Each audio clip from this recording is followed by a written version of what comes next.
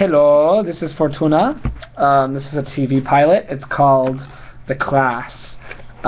It regards history because it's about this student who this college graduate who goes back to his old high school in a drunk stupor one night and trespasses and discovers that every classroom he goes to is open. All his old classrooms are open. He goes to his history class.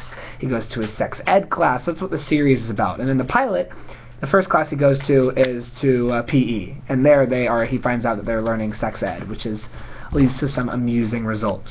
So that's how history is used. It's like playing God for a day, because in a way it's kind of like a la The Night in Paris. He can just open every door, and he can just go wherever he wants. And it's sort of like as the show goes on, it starts to take a more mystical quality to it. There is a chase involved, because at one point he thinks he's being chased by an administrator from one place to another. They're a custodian who might actually be on campus.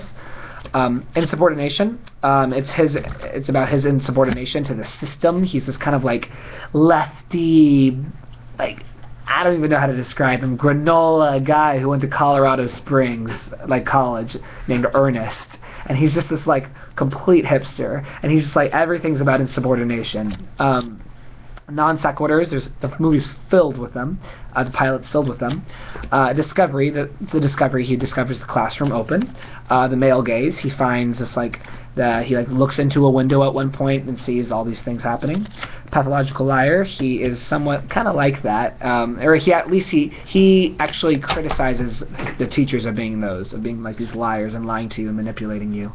It revolves misunderstanding, because he misunderstands the significance of why he gets to do this, why he gets the second chance to go back to high school and see these classes at first. At the end, he sort of discovers the whole meaning behind it. He passes rose bushes. The campus is full of them. Nervous laughter. He bursts into nervous laughter when he reads these tests about sex ed, because he just can't believe them. A sneak attack. He's shocked when this guy on campus suddenly jumps up at him, and he runs away. A window. There's the windows of the classroom. A powerful ally. He finds in one class that he actually found significant to him, which is his English class, where he had this teacher who he considered this sort of ally to him, and taught him and really taught him to be an individual. And then when he has that realization, he remembers that not all high school is bullshit. Betrayal. He feels betrayed by this education. He doesn't even consider half of it education. Crooked cop chases him at one point. There's unrequited love, which is the school for him not for the school. A clever quip. He's quite a few of those in regards to the sex ed class and how ridiculous it is. Robots. There are actually cameras all over the campus that are following him, and he's unaware of it at first. An affair. He talks about some of his old high school flings. Nuclear war. He talks about how this whole place ought to just be blown up. A coup.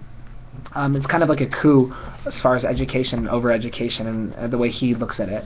Ambition. It's kind of about ambition. That's what education kind of is all about. Drive, motivation. And intermission. The movie cuts at one point to a still and to this weird black moment where his hand is on the camera. A public performance. He's just kind of, it's weird. He starts performing to the camera. It's a Steadicam sort of style movie. And he starts to perform, and then gives this public performance. Almost gives a lecture of his own to unlearn rather than learn. Something handmade. Half the things in the classroom are these handmade posters. The last of their kind. He is the last of his kind, he thinks, in some ways. There's people who actually value education in a different way. Betrayal. We already said. A myth. He's kind of looks, going back to the school is almost mythological for him in some ways, because it's been so long. It's there's this weird distance between him and this place, and he even talks about it. God for a day. He gets to go around basically dictating what to do and what not. A sight gag, which is just him alone in this classroom with a bottle of whiskey. A suicidal hero. There's glimpses that this guy, there might be a reason he's so cynical and negative, and there might be some darker side to his character. And Alex Trinquato was involved. And this was also a series Bible. Yay.